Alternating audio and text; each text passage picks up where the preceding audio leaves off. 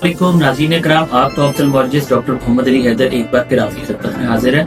नाज़रीन, आज हम आंख से रिलेटेड एक और इम्पोर्टेंट टॉपिक को डिस्कस करेंगे।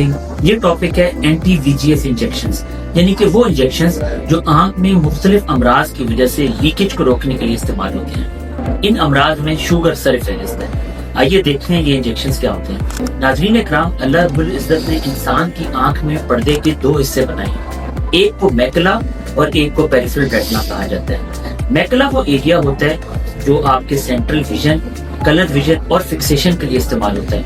ये सबसे इम्पोर्टेंट एरिया होता है जहाँ पे 90% विजन फॉर्म होता है। नाज़रीन इकराम, इस एरिया में खून की बारीक रगें होती हैं। कुछ अमराज जिनमें कि शुगर सरफहरिस्त है, उसकी वजह से लीक करना शुरू होती है। इस लीकेज को रोकने के दो तरीके हैं।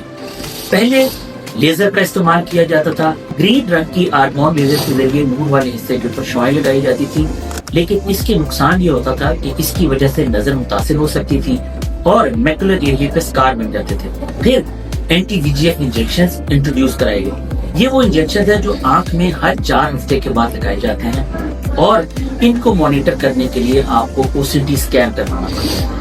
नाज़रीन इकराम, कॉमनली ये 4 इंजेक्शन जो कि मार्केट में अवेलेबल हैं और मुख्तलिफ डॉक्टर्स मुख्तलिफ अमराज में depending on the patients, economics and affordability को देखते हुए इस्तेमाल करते हैं। इनके नाम वेस्टिन, लुसेंटिस, आइलिया और वेबिस्मो हैं।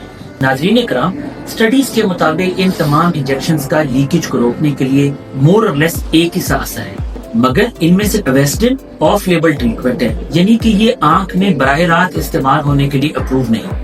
आइलिया, लुसेंटिस और वेबिस्मो ये वो 3 इंजेक्शंस हैं जो आंख के अमराज को देखते हुए डिजाइन किए गए हैं। नाज़रीन इकराम, आपका डॉक्टर आपकी आंख को जब एग्जामिन करते हैं और अगर उसके पीछे लीकेज का एहसास हो तो वो आपका एक स्कैन कराते हैं जिसको कि OCT स्कैन कहते हैं।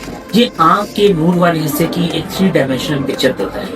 इसके अंदर अगर फ्लूइड लीकेज की वजह से मौजूद हो तो इन इंजेक्शंस को स्टार्ट किया जाता है। ये इंजेक्शंस हर 4 हफ्ते के बाद रिपीट किए जाते हैं और अमूमन तब तक रिपीट करते रहते हैं जब तक कि लीकेज रुक ना जाए, नूर वाला हिस्सा खुश्क ना हो जाए या आपका विजन स्टेबल ना हो जाए। नाज़रीन इकराम, मैं एक चीज दोहराता जाऊं, इन इंजेक्शंस के साथ अंडरलाइंग कॉज की ट्रीटमेंट बहुत इंपॉर्टेंट है। मिसाल के तौर पे अगर शुगर है तो शुगर का कंट्रोल बहुत जरूरी है। नाज़रीन इकराम, ये इंजेक्शन साइट सेविंग ट्रीटमेंट है, यानी कि इन इंजेक्शंस के इस्तेमाल से आपकी आंख का नूर जाया होने से बचता है। नाज़रीन इकराम, इन इंजेक्शंस के मुख्तलिफ साइड इफेक्ट्स और कॉम्प्लिकेशंस भी हो सकते हैं जो कि आपका डॉक्टर आपसे ट्रीटमेंट स्टार्ट करने से पहले डिस्कस करता है। अमूमन जब एक किस्म का इंजेक्शन शुरू कर दिया जाए तो उसी इंजेक्शन को मुतवातिर लगाया जाता है, अनलेस एंड अनटिल ट्रीटमेंट का रिस्पॉन्स ना आ रहा हो या किसी और वजह से आपका मौलिक इंजेक्शन को चेंज करने का सोचे। नाज़रीन इकराम, इन इंजेक्शंस की प्राइस वेरी करती है क्योंकि मैन्युफैक्चरर मुख्तलिफ प्राइस में इनको